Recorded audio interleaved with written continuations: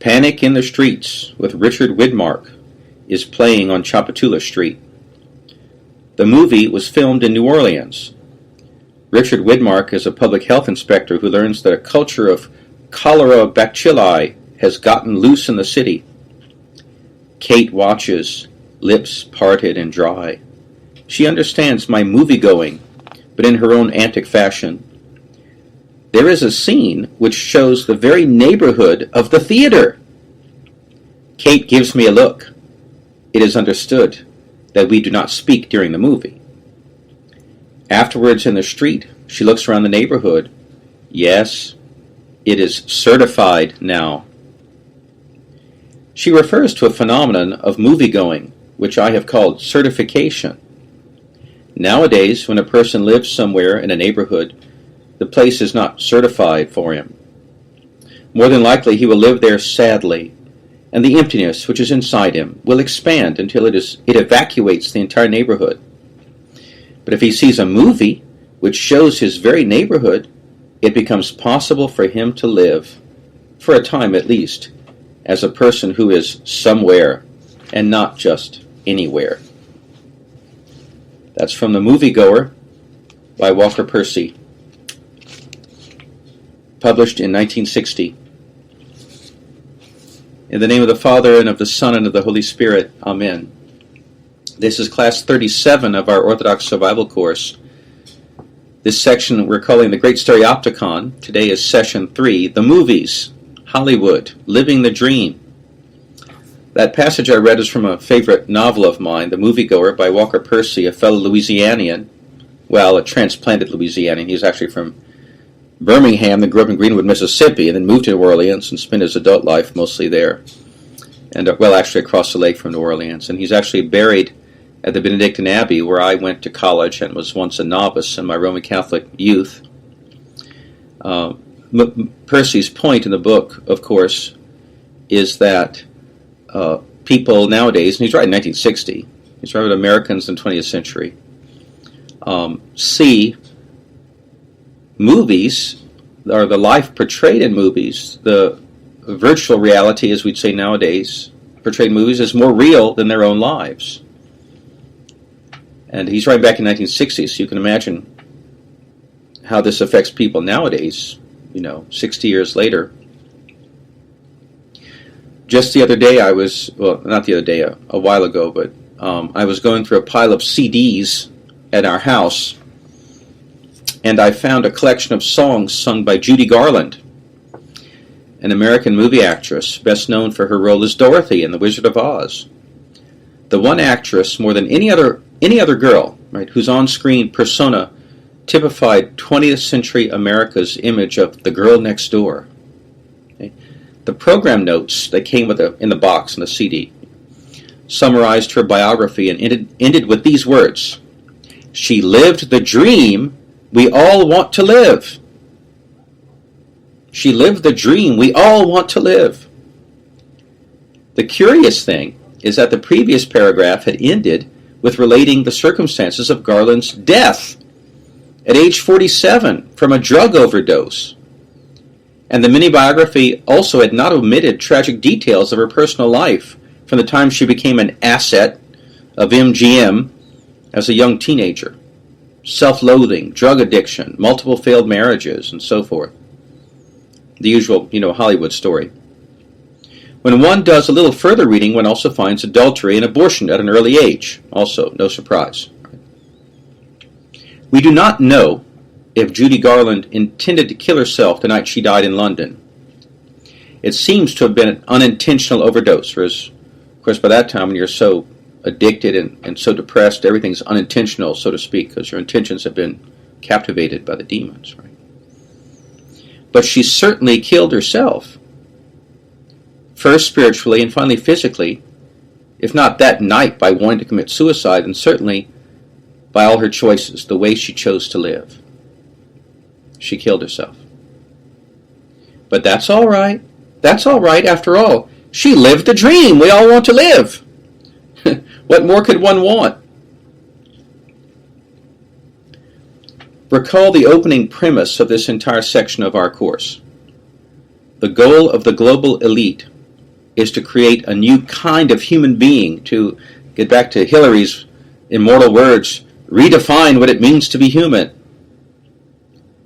Cinema, the defining art form of the 20th century, literally a great stereopticon, has by now so radically reshaped, that is, deformed, the average person's idea of normality, of morality, of humanity, of the very purpose and meaning of life, that one could say that this goal of redefining humanity has more or less already been accomplished in the minds of the overwhelming majority of people living in the developed world.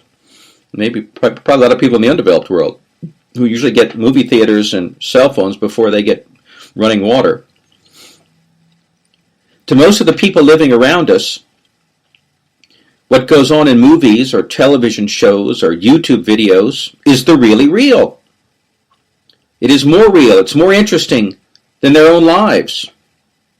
It's far more compelling than the true good of the people they claim to love. I'm going to say that again.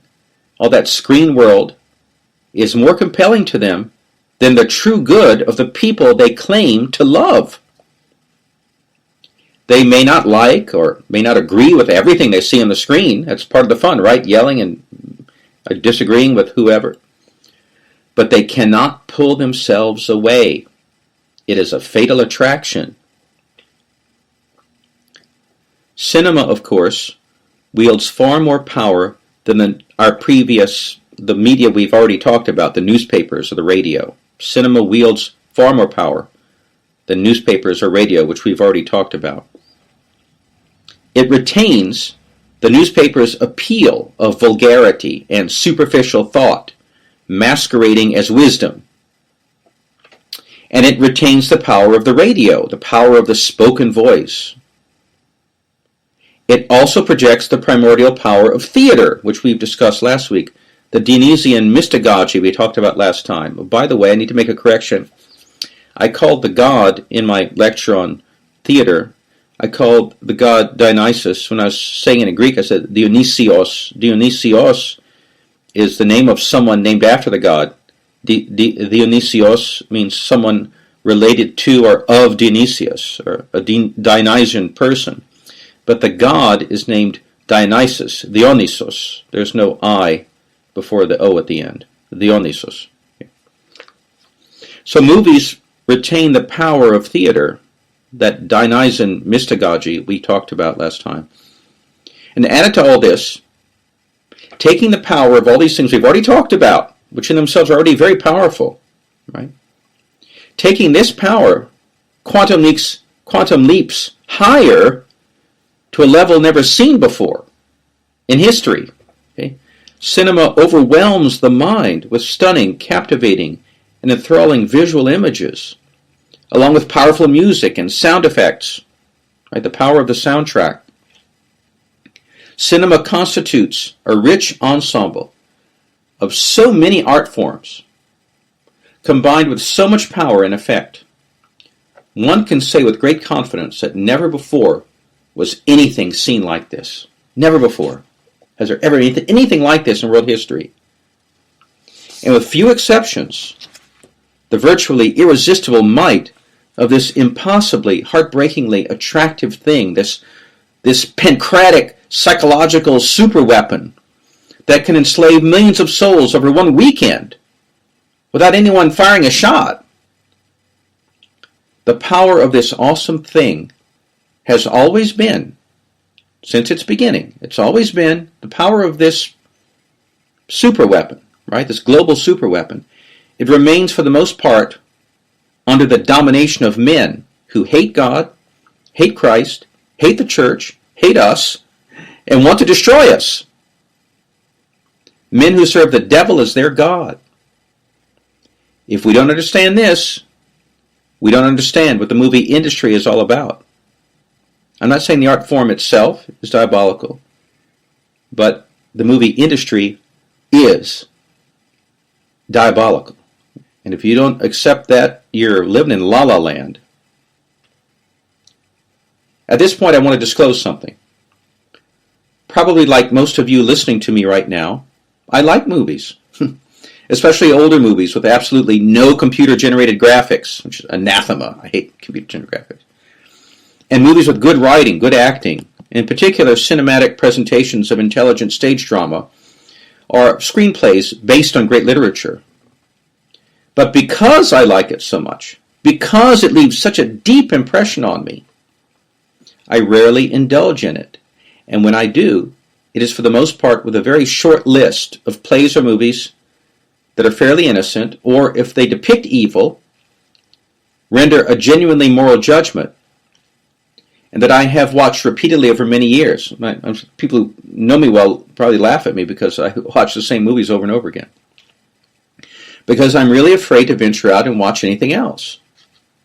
It is precisely because we like it so much. Precisely because we like it so much. Because it leaves such a deep impression on us that we have to be very, very careful. Must be very careful.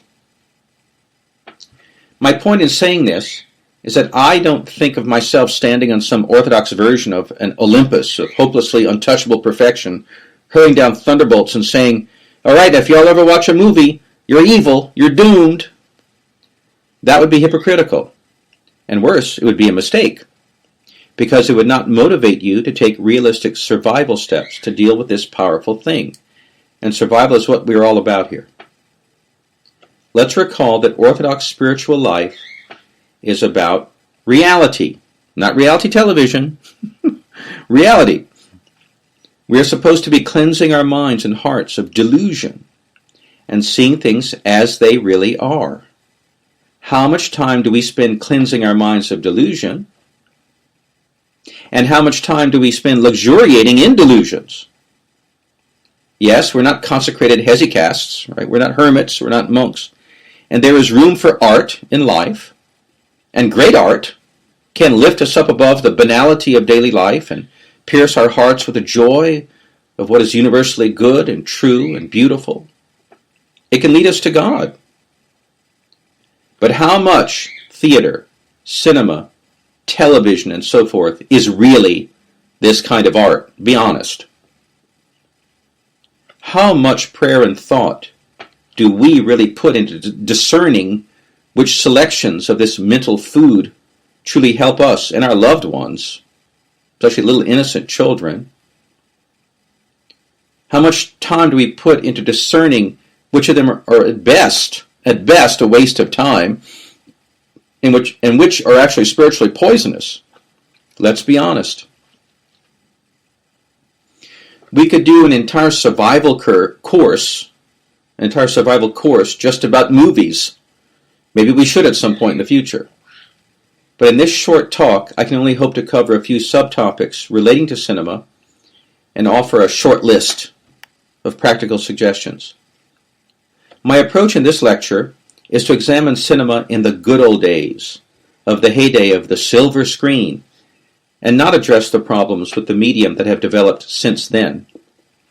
We might think that the problems with movies started with the cultural revolution of the 1960s, when drugs, sex, and rock and roll took over America, and then world culture.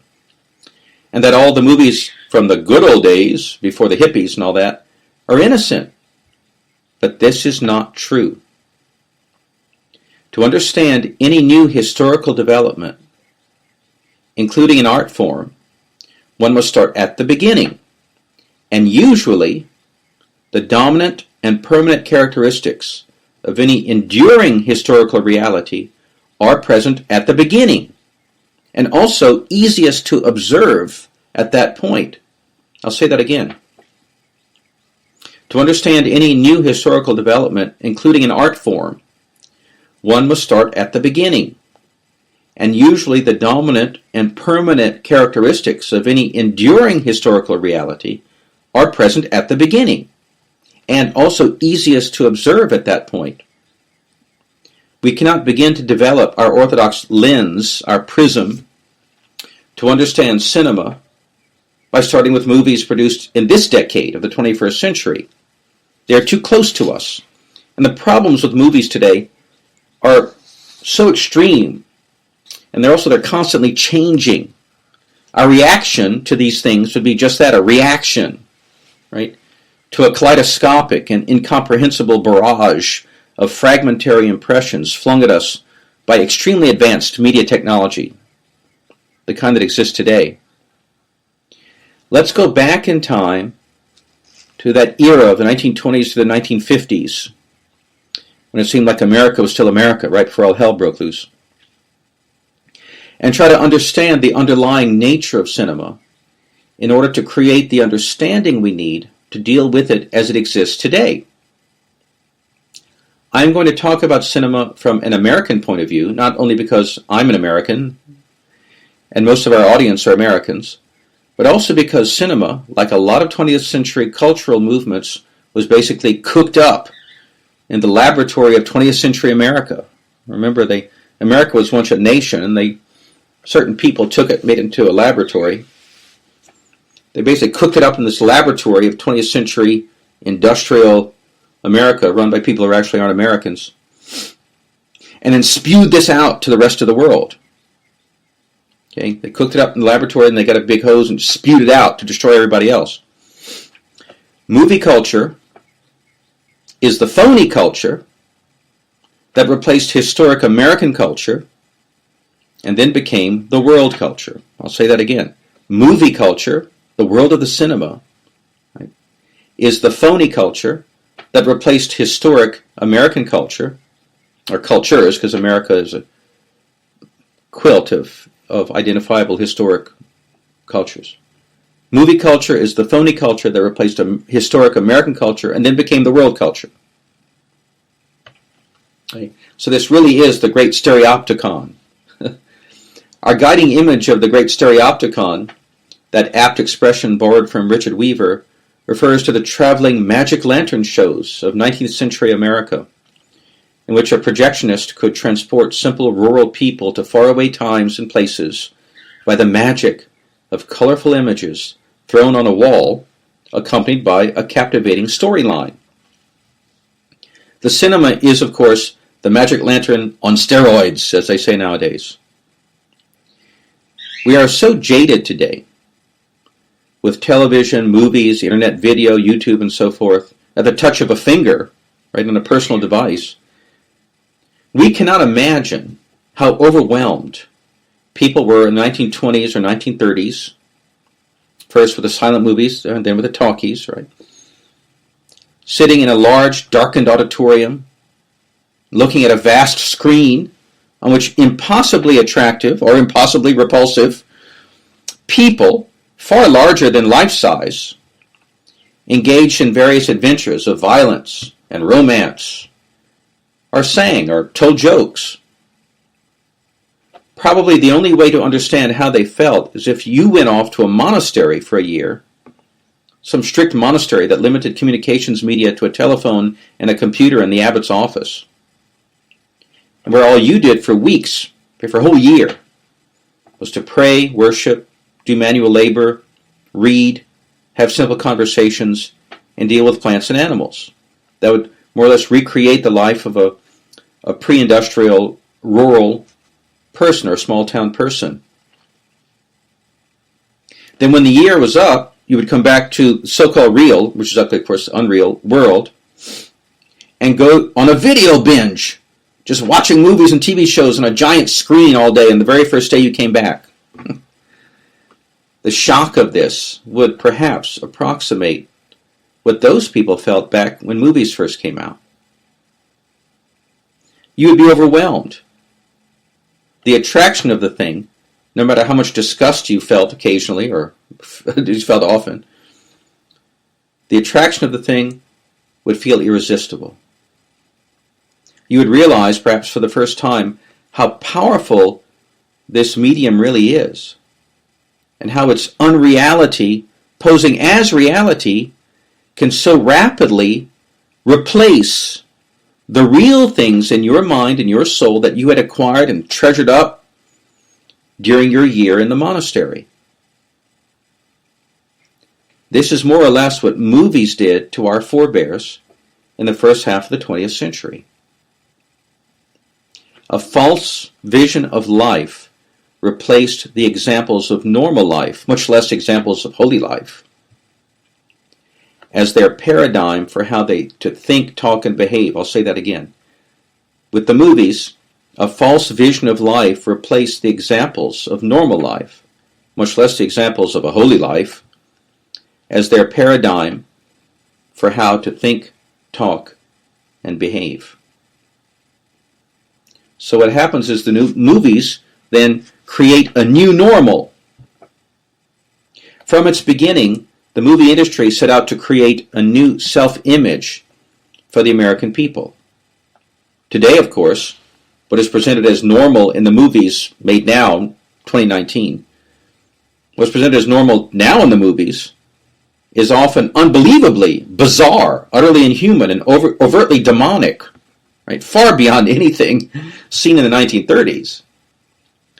But the old movies did enormous damage to the American character from the beginning by convincing ordinary people that their received way of life, based on church, family, ethnicity, local community, that this received way of life was uninteresting, contemptible, and that to be someone, they must start imitating the kind of character and the kind of society, the lifestyle, as we'd say nowadays, glorified on the silver screen.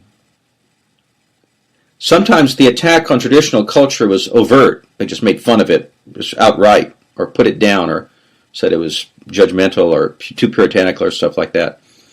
But more often, this attack on the traditional culture at first was disguised. The good old ways are presented in a sentimental, superficial fashion that seems to praise them, but subtly trivializes them. And the hero or heroine transcends the old life by breaking old ties and embarking on a new, more exciting way of life. Right? That was good for mom and pop, but now I'm going to move on and be the modern man or the modern woman. Right? There are numerous themes that we could explore here. Like I said, we could do a whole course on this. But I'll address three of them. Big city life as the new normal. Big city life as the new normal. The revolution in domestic mores. And the fascination with criminality. Until World War II, most Americans still lived in small towns or farming communities. And most lived as members of extended families and local cultures that were, by today's standards, unbelievably homogeneous in race, language, and religion. Even in the big cities, the immigrant communities lived in tight-knit neighborhoods conceived on a human scale. Everybody lived within a few blocks. They could walk everywhere, right? See how their relatives, their friends, their neighbors spoke the same language, went to the same church, and so forth. A life centered on family life, and most often with these particular immigrant communities that are really the bulwark of anything healthy in 20th century urban culture. Most often Roman Catholic parish institutions. We Orthodox are such a small percentage, it doesn't really, I'm sure spiritually, by the grace of God, impacted the culture, but outwardly, we're a little percent of American culture. So most often these tight-knit communities were Roman Catholic parish. They were centered on Roman Catholic parish institutions, church, school, social organizations, designed to preserve both religious and ethnic identity, and we have to give them credit. They did a good job. So that's their real life. Okay, that's the real life the Americans were living. Either the old, mostly British or Northern European or Protestant population living in small towns or in the farms. Then the new, that is, people for the latter half of the 19th century, the Catholic immigrants, the Catholic Germans, Irish, Italians, and so forth, living in the Poles, living in their ethnic neighborhoods centered around church, family, and so forth, speaking their own language, having their own radio station, having their own newspapers, and so forth and so on. I mean, I remember in rural Louisiana, my grandfather listening to the local French radio station. Okay. But if a visitor from another planet, as they say, another planet, as the expression goes, planets, a visitor from another planet, as the expression goes, learned about the 1930s America not from visiting these real people, not from going to, the Greek neighborhood in Astoria or going to Hillsdale, Michigan in 1935 or wherever. If he learned about 1930s America only from watching movies, he would conclude that the paradigmatic American was a deracinated, lonely, irreligious, restless, iconoclastic, fast-talking, and fast-living denizen of New York or Chicago or some awful place like that, and that his life consisted of the pursuit of money, power, and love affairs. He would deduce that nearly all American women are impossibly beautiful, that they all dress and comport themselves like prostitutes, and that they all smoke cigarettes. He would observe that the small town or the old ethnic neighborhood and family life, when they are portrayed, are presented, even when they are depicted lovingly, as a situation to be escaped from or grown out of in order to live the cosmopolitan life of the big city. Even if you grow up in the big city and say you're in your Polish or Irish neighborhood, you have to escape that and go into the cosmopolitan life where everybody's mixed up together and they're living the fast life, right? To live for oneself or one's romantic love interest. I know that one can excessively idolize small town and rural life. My point here is not to idealize or idolize small town and rural life. Of course, they were never perfect in any nation, any time, including Orthodox nations, because everyone is sinful. Real life is always beset by the passions of those who are living that life and by the demons. We all know that. But it is also undeniable that God's plan for the temporal social order, in order to make man's eternal purpose more attainable for ordinary people, is based on the life of the nuclear and extended families, and of small, local, stable communities of people sharing one faith, one language, one ethnicity, and one culture, who are born, live, and die in the same place, often on the same piece of land, even in the same house. I'm going to say that again. It is undeniable that God's plan for the temporal social order, in order to make man's eternal purpose more attainable for ordinary people, is based on the life of the nuclear and extended families and of small, local, stable communities of people sharing one faith, one language, one ethnicity, and one culture, who are born, live, and die in the same place, often on the same piece of land, even in the same house. This is just normal human life. It's just a starting point, right, for sainthood. I'm not talking about sainthood. I'm talking about just being a human being. This is what enables the stability and wholeness of the psyche that forms the best starting point for the life of the spirit. The fact that my simply saying this in 2019 can get me accused, even sad to say by some Orthodox people, of intolerance and racism and a variety of other ideological thought crimes, shows how completely insane our life has become. This normal human life in the small town or the farm is lived at a slow pace. It does not encourage competition or aggression, and therefore it creates a patient, gentle character, not inclined to arrogance or boasting, and generally open to the goodness of life. Life as a gift, right? The unbought grace of life that Edmund Burke talks about. The unbought grace of life. The cosmopolitan life, on the other hand, lived in an atmosphere of hurry and aggression, of endless competition, creates a nervous, unstable, smart aleck character. The smart aleck Yankee character you see in all the old movies, right? Given to wisecracking remarks, arrogance, and cynicism. We can see a comic caricature of this in the Three Stooges characters, for example. They're a ludicrous or burlesque of this kind of character. Okay. In general, we can say that the big city life makes for a hardening and coarsening of character, even in people who intend to be moral and good. It lowers the tone of life and deflects man from his proper temporal purposes and, above all, from his eternal destiny.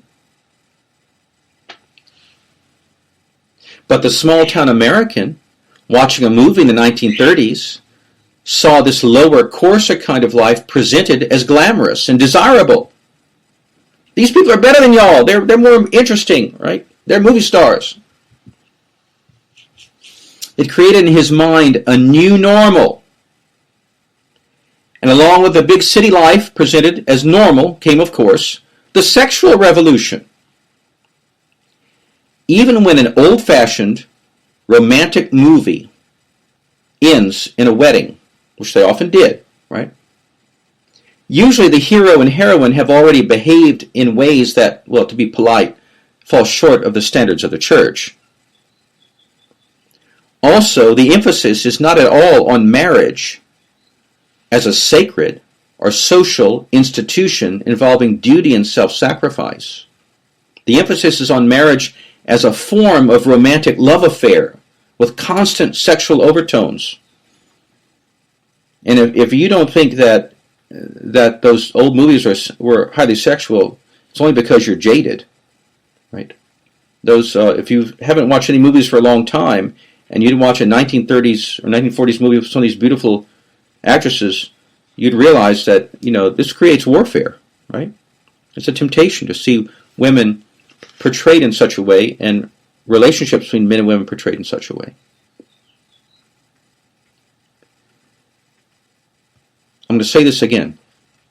The emphasis is not at all on marriage as a sacred or social institution involving duty and self-sacrifice, but on marriage as a form of romantic love affair with constant sexual overtones.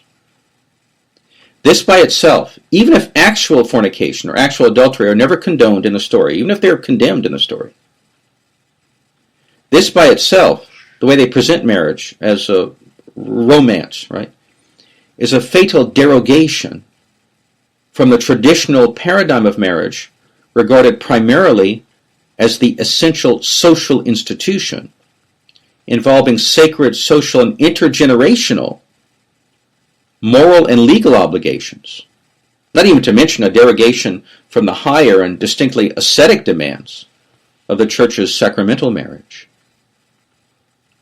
Now let's get back to poor Judy Garland. One of her lesser-known movies presents a perfect stereotype for the purely romantic marriage as the cinematic norm. It's called The Clock. I imagine most of you have never heard of it. We all know about the Wizard of Oz, and probably some know about the Andy Hardy movies and so forth. But it's called The Clock.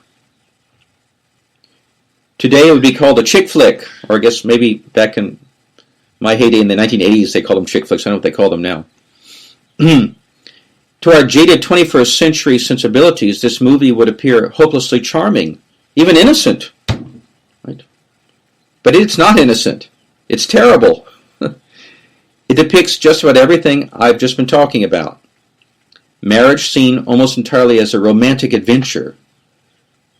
The unnatural speed of city life. Deracination. A condescending sentimentalization of family life, a sentimentalization of religion, and so forth. You can read the plot summary at Wikipedia article. Yeah, I know Wikipedia is not the most trustworthy source for important things, but I think we can trust Wikipedia to summarize ridiculous movie plots. And I put the link here in the notes. So The Clock with Judy Garland, and a poor man named Robert Walker who died very young. So what do we see in this movie? Two strangers, in New York of course, meet and get married within 48 hours. The boy is a serviceman on furlough, right? Of course, he's the hero of the good war, the GI Joe. He's in New York Meets a girl over the weekend, falls in love, marries her. What could be more all-American, right? There is a nod, in the movie, there is a nod to family life. There's a character, the nice milkman, who brings the boy and the girl home, and his wife fixes them breakfast after a night where they help the milkman deliver his milk. It's a very charming scene, right? Of course, these movies are attractive because they are so charming. The milkman and his wife are the milkman and his wife in their little home in New York. They're a foil of normality, right, to the main character's fevered instability, their abnormality. There is a nod to religion. The heroine wants to kneel in a church and recite their vows again to feel married. They go and get married by a magistrate, a justice of the peace or whatnot, and then, but she doesn't feel married, right? She's she's Judy Garland. I mean, she's the girl next door. She wants a church wedding, but they go and kneel in an empty church and they just repeat their vows by themselves, right? It's like the ultimate low church marriage, right? The sentimental churchgoer who wants to feel good about enjoying the movie, right? Because deep down he knows, I really shouldn't be enjoying this movie. This is crazy. But he wants to feel good about it, so he says, look, you see, those old movies, those good old-fashioned movies, they showed people who believe in God. But obviously the movie presents an anarchic and dangerous understanding of marriage. The protagonists are completely severed from traditional loyalties and act as isolated individuals. They're just little atoms flowing around in the poisonous broth of modernity, right? They're clinging to little lost souls, clinging to each other in the impersonal world of cosmopolitan modernity.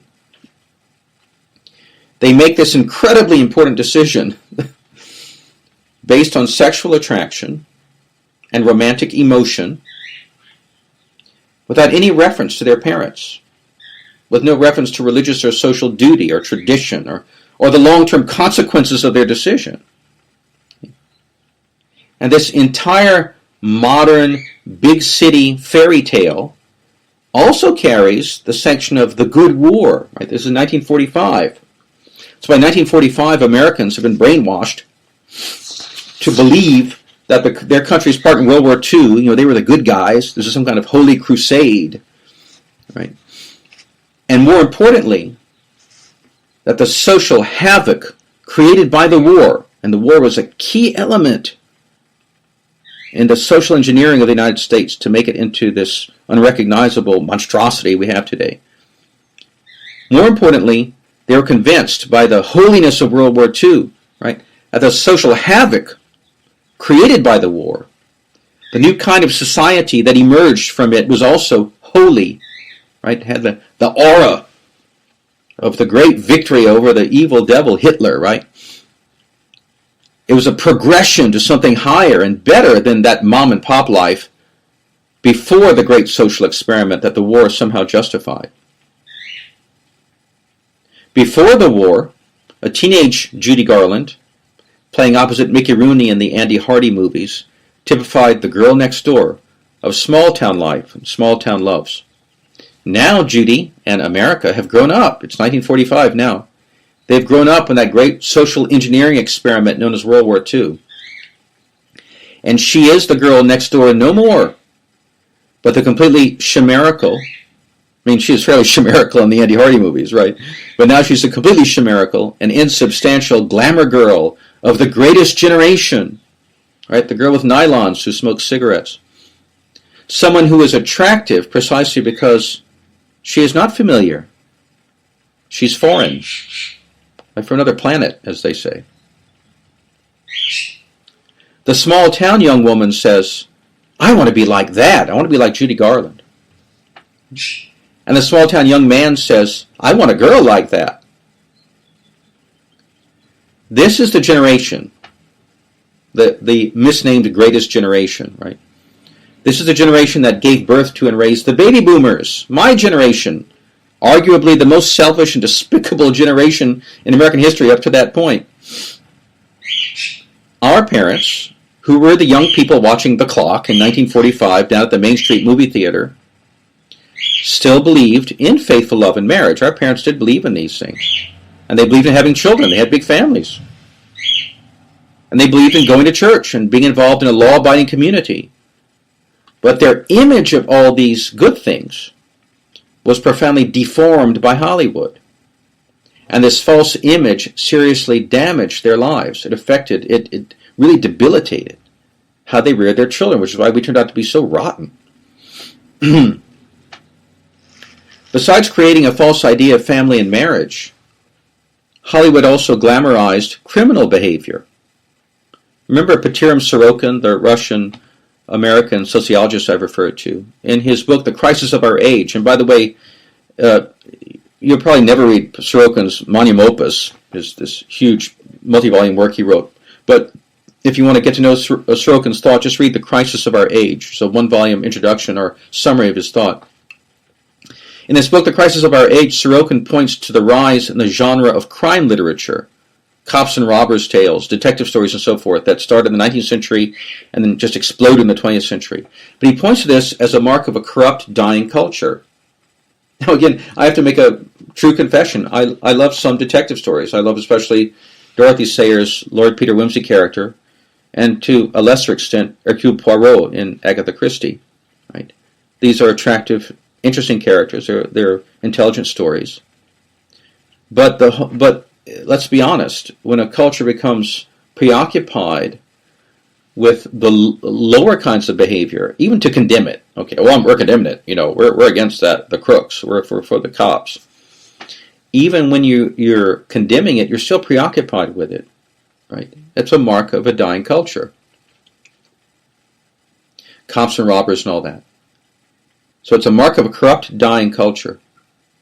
Movies took this, the whole cops and robbers or detective genre, and ran with it. Even when the gangster characters, played by James Cagney or Edgar G. Robinson, get what's coming to them, right? Justice is served in the end.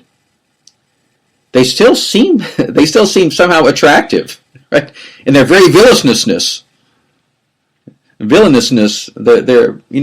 bad guys, but they're still, there's a kind of attractive. They're interesting people. They are more real, more alive somehow than one's law-abiding parents or teachers or pastor or the people next door. The criminal subculture plays an inherent role in the very attractiveness of big city life, right? Because that's where the crime culture festers and brews. That's in the big city. The criminal subculture exemplifies the big city fevered pace, right? The feeling of living on the edge, the seduction of danger. We could go on and on, of course, but we're not. Perhaps we should continue this subject of the movies in our next talk. But for now, what about some survival tips? Here is a short list. 1. Constantly remind yourself that movies are very powerful. And if you must watch them, be very careful about what you choose. Frankly, if you never watched a movie again the rest of your life, you really wouldn't be missing much. Let's be honest. But if you must watch them, be very careful about what you choose. Be very critical of what you see. An Orthodox Christian should never just run down to the video store or download a movie off the internet or go to the theater to watch the latest offering just because everybody else is doing it. Second, don't immerse yourself in movie or TV culture. It should be an occasional diversion and indulgence now and then. Because after all, we're just regular folks, right? It should be an occasional indulgence, a diversion, not a daily aspect of life. You don't live in that world, right? Third, and here's a concrete suggestion about what kind of things to watch: dignified cinematic productions based on truly great literature, a faithful screenplay that really represents a universally good and true and beautiful piece of literature, right? Or classic drama are to be preferred. But the basic message here is let's live real lives and not try to live the dream that killed poor Judy Garland. May Christ God, our Savior, whose great and saving passion we're about to celebrate next week in Great and Holy Week, may He send our guardian angels to guard our minds and thoughts and lead us securely in the path of salvation. To Him be the glory with the Father and the Holy Spirit to the ages of ages. Amen.